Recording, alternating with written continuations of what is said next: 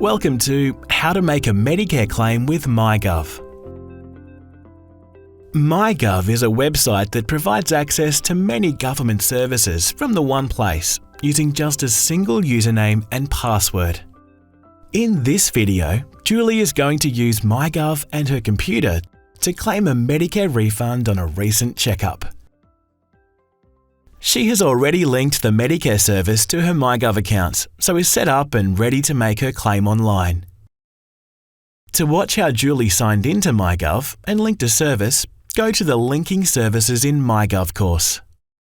Julie will also need two documents, the account or bill from her doctor's surgery, and the receipt she was given when she paid it. Julie needs to get these documents onto her computer, and she uses her mobile phone to do this. She takes a photo of each of the documents and carefully checks that the information is clear on each picture. If it's not, her claim may be rejected and she'll need to start again. Next, Julie attaches the files to an email and sends it to herself. On her computer, she opens the email and saves the two files to her desktop, ready to attach to her claim. Now that she's prepared, Julie types my.gov.au into her computer's web browser to go to the MyGov website and clicks Sign In. She then signs into her account using her email address, password, and the secure code that MyGov sends to her mobile phone.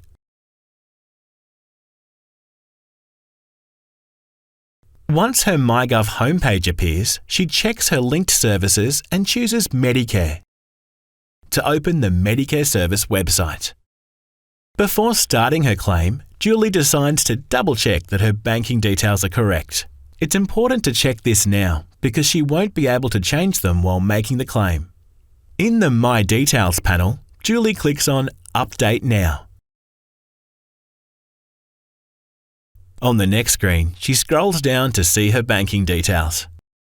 If the details were wrong, Julie could click Edit to fix them.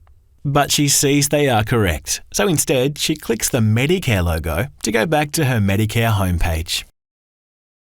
She clicks the Make a Claim button to begin answering a series of questions related to her new claim. First, Julie confirms her claim is honest and that she hasn't already received a benefit payment for it. Next, Julie confirms that she was the one who received the service, that she's paid for it in full, and that she has proof of payment. She attaches the photo file of the doctor's account. This is one of the two photos she saved to her computer earlier. And then she attaches the photo file of the doctor's receipt.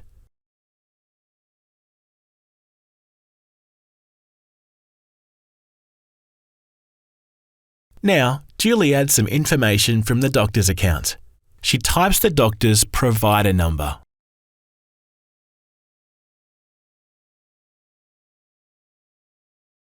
Followed by the item number, which is the special code that Medicare gives to the service she received.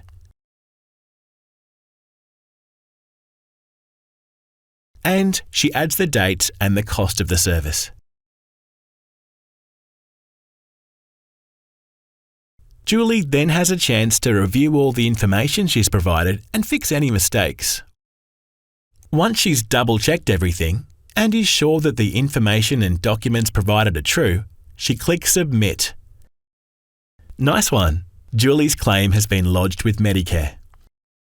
Medicare confirms the submission with a Claim ID number.